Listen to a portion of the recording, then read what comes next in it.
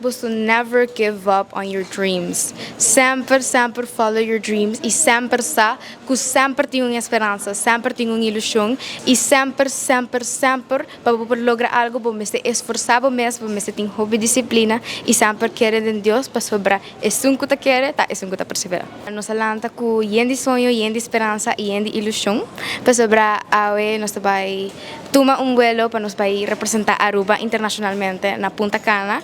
Nós vai no certamen Mini World, que é o certamen número 1 internacional de muitas mulheres do mundo inteiro.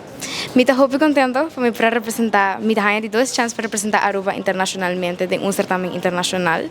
E me sa que me está muito preparar acaba para me pôr 13 corona back na casa, 13 corona back na nossa isla. Exatamente 9 luna passada, me guardo message door de organização Casa Princesa Aruba para me pôr a representar Aruba internacionalmente.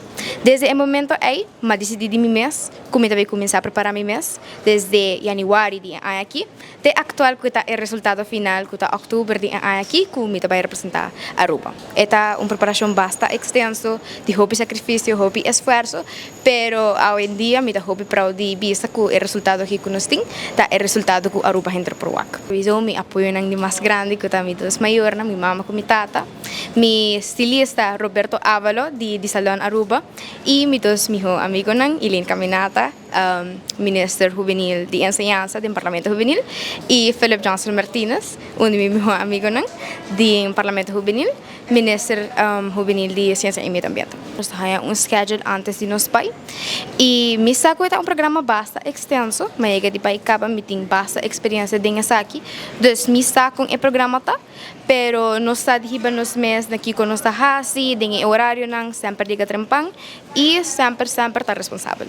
O programa tá mais que turcos tende a ver com hobby-cos na Nimocha, é certamen realizado em Hotel Nickelodeon, dus é certamen que tende a ver com Nickelodeon, SpongeBob, Slime, dus me quero que parte que mais tá anchame para me conhecer, tá para me conhecer é candidata não para primeira viagem para sobrar botar wak é candidata na social media, pero awo me também conhecer é candidata na em persona e me tá hobby contento para que essa aqui para me conhecer minha amiga nang novo.